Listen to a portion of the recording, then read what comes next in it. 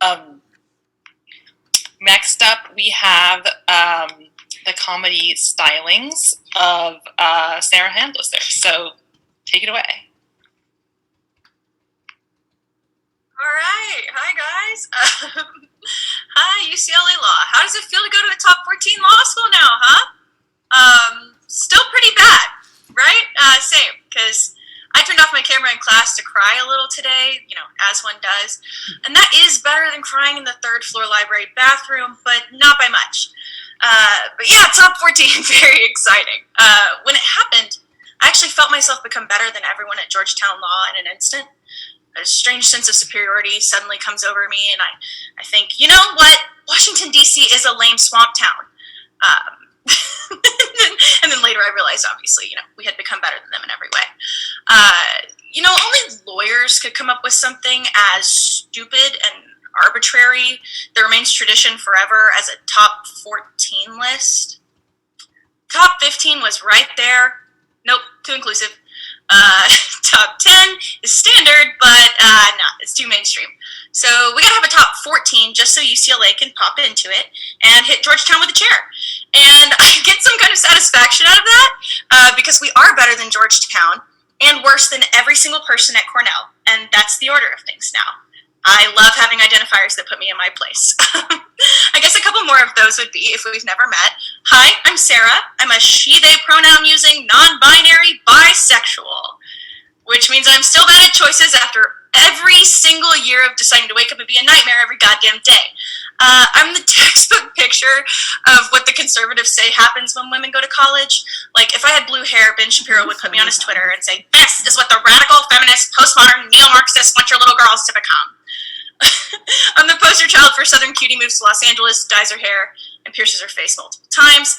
I couldn't even choose a nostril, as you can see. So I'm bad at making decisions, but since birth I've had very left-leaning instincts. Unfortunately, growing up, Southern made me an in-denial leftist. I was pushing it down. I was in several closets. My parents asked, who was Googling, does trickle-down economics really work on the family computer? And I'm over here in the corner, like, sweating bullets. But I couldn't really help being in denial because I'm reading, like, Bible Belt textbooks, right? Which is an oxymoron. The history one's got a picture of Ronald Reagan on the front of it, shaking hands with a white blonde Jesus. The science textbook's actually just blank. You open it and it says see Bible, page 1, and you're like, I just wanted to know how weather worked. But despite all of that, I had very left-leaning tendencies. And I think that has more to do with growing up in female spaces, honestly.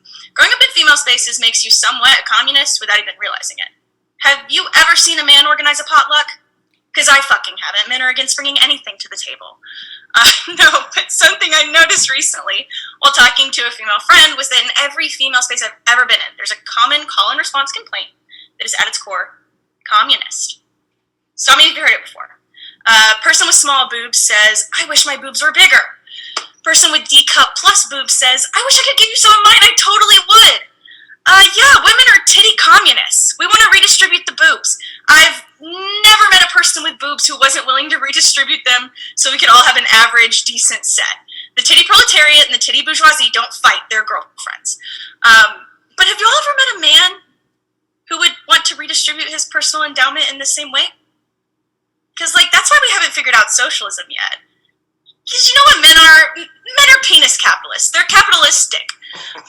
I don't think men talk about sizes with each other. I don't think they're that secure in their sexualities. But if they did, the first one would say, mine's so big it gets in the way sometimes. Next one saying he's tripping over his member. And before you know it, a man who drives a really loud car is saying that his dick is longer than his entire thigh. And everyone's been lying the whole time. Men would never pat a buddy on the back and say, it's okay, man. If I could give you a few inches, I would. Okay, maybe I get why straight men can't say that to each other.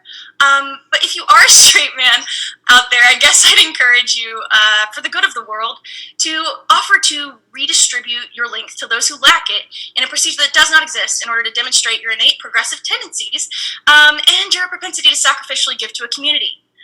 Yeah, I did reduce discussion of why certain gender roles fall into different political ideologies to dick jokes, and somehow I'm still better than literally everyone at Georgetown. So that's all I've got for you guys tonight, but thank you.